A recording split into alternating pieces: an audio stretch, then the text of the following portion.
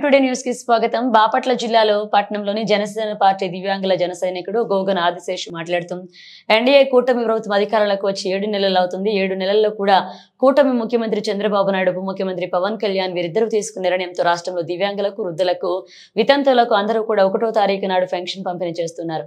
1వ తారీఖు నాడు సెలవు అయితే 31వ తారీఖు నాడే పెన్షన్ అందిస్తున్నారు.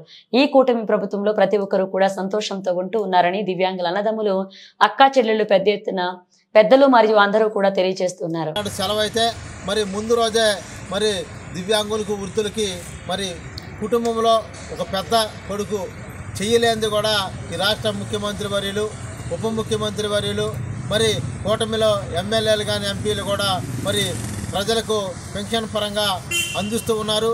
దివ్యాంగులకి, వృద్ధులకి, వితంతులకి ఈ యొక్క కూటమి ప్రభుత్వంలో మరి దివ్యాంగులకి ఇంతవరకు ఈ యొక్క 7 నెలల్లో కూడా వాళ్ళకి ఇబ్బందులు అనేవి లేవు.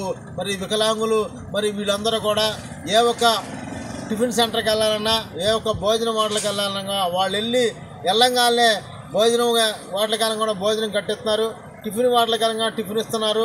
ఒక మందు బిళ్ళ కావాలంటే మందు బిళ్ళ ఇస్తున్నారు. ఎందుకంటే వీళ్ళు 1వ తారీఖు రాగానే మనకి ఇస్తారు, లేకపోతే 1వ తారీఖు ముందు రోజైనా సరే మనకి ఇస్తారని చెప్పి ఆ ఒక నమ్మకంతో ఈ కూటమి ప్రభుత్వం మరి పెన్షన్ ఎవరైతే తీసుకుంటారో వారి అందరికీ ఒక నమ్మకం ఏర్పాటు చేసింది. ప్రజల్లో కూడా ఒక నమ్మకం ఏర్పాటు చేసింది. మరి వీళ్ళందరినీ కూడా వీళ్ళందరూ కూడా సహకరిస్తున్నారంటే హోటల్ వాళ్ళు కానీ, మందు బిళ్ళల వాళ్ళు కానీ వీళ్ళందరూ కూడా సహకరిస్తున్నారంటే కూటమి ప్రభుత్వం కరెక్ట్ టైంలో పెన్షన్ ఇవ్వబట్టేనని చెప్పి కూడా మరి తెలియజేస్తూ మన ఒక కూటమి ప్రభుత్వాన్ని మనం అందరం కూడా మరి కూటమి ప్రభుత్వం వెంట ఉండే మనం పనిచేయాలని చెప్పి మరి తెలియజేస్తూ ఉన్నాం.